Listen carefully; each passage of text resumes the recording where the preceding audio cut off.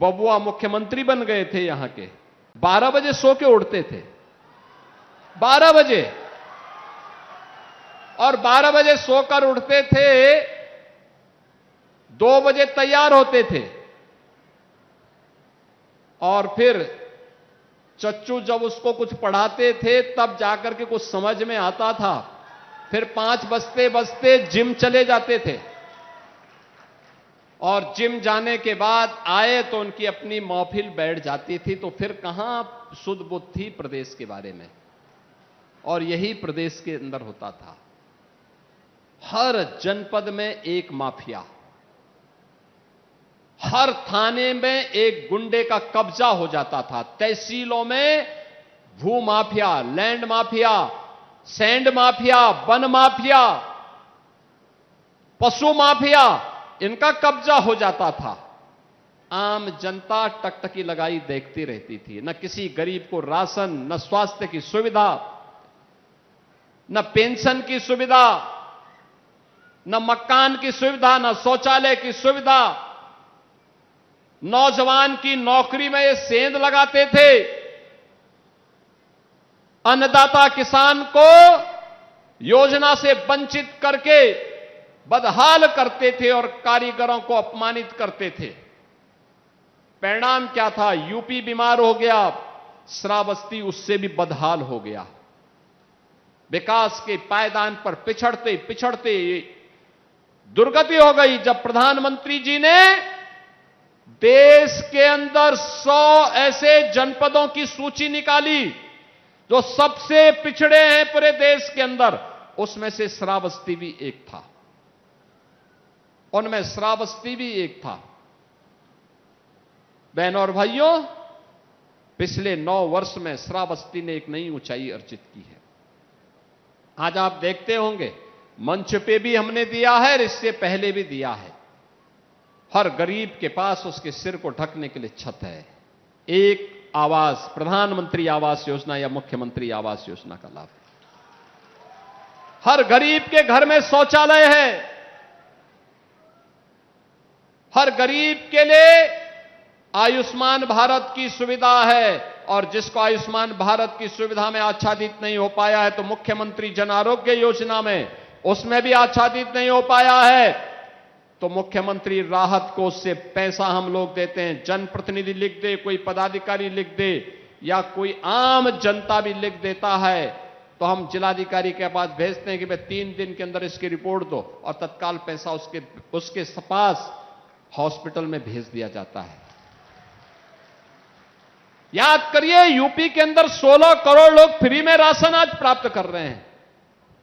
पहले ये राशन बबुआ के गुर्गे खा जाते थे। 65 लाख गरीबों को हमने एक एक आवास दिया है। पहले ये मकान का पैसा भी ये सब चट कर जाते थे। 3 करोड़ गरीबों के घर में एक एक शौचालय बनाया है, इसका पैसा भी ये सब खा जाते थे। रसोई गैस के फ्री में कनेक्शन 2 करोड़ परिवारों को उपलब्ध करवाया।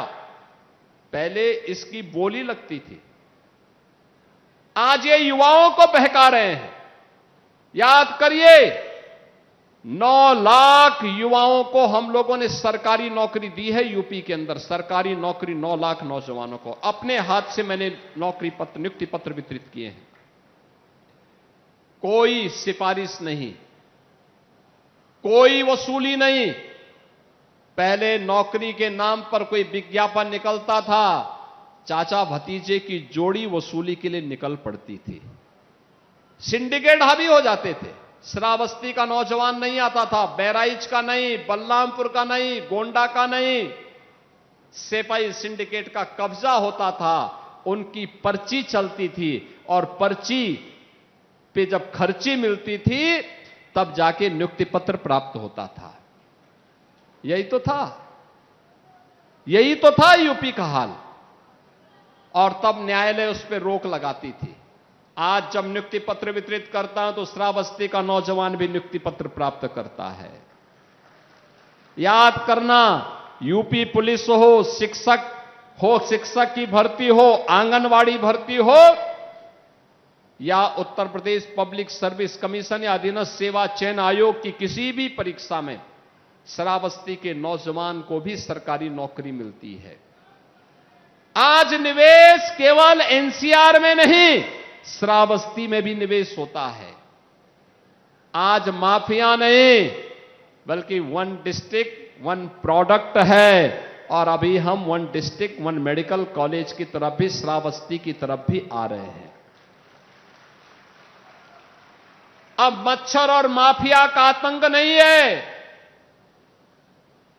अब तो एस्पिरेशनल डिस्ट्रिक्ट से आपका श्रावस्ती इंस्पिरेशनल डिस्ट्रिक्ट बनकर के एक नई चमक के साथ देश और दुनिया को अपनी ओर आकर्षित कर रहा है। और बहनों और भाइयों, इसी के लिए मैं आपके पास आया हूं। हमने पहले दिन कहा था ना, जब मुख्यमंत्री की शपथ ली थी, हमने कहा था अपराध और अपराधियों के प्रति जीरो टॉलरेंस रहेगी। इस छांगुर को हम लोगों ने यही बलरामपुर में पकड़ा था। कैसा बेवकूफ बनाता था, छद्म भेष में कालनेमी के रूप में रहता था। पकड़ करके जेल के अंदर ठूंसा है उसको। उसके द्वारा जो अनैतिक और अवैध कार्य किए जा रहे थे, सब पर बुलडोजर चल करके आज स्वाहा हो चुका है। अब छांगुर और उसके गुर्गे धराशायी हो चुके हैं। और हमने कहा था कि बेटी और व्यापारी की सुरक्षा में सेंध लगाएगा तो उसके लिए दो ही जगह होगी, या जेल होगा या जहन्नुम होगा। और बहनों और भाइयों, आज उत्तर प्रदेश में आप देखते होंगे सुरक्षा, निवेश हो रहा है, नौजवान के लिए नौकरी मिल रही है। हर जिले में स्वतः रोजगार और के अवसर उपलब्ध हो रहे हैं। वन डिस्ट्रिक्ट वन प्रोडक्ट ने नई संभावनाओं को विकसित किया है। अब हम विकास की मुख्य धारा के साथ जुड़ करके एक नए ओज के साथ, एक नए तेज के साथ आगे बढ़ रहे हैं।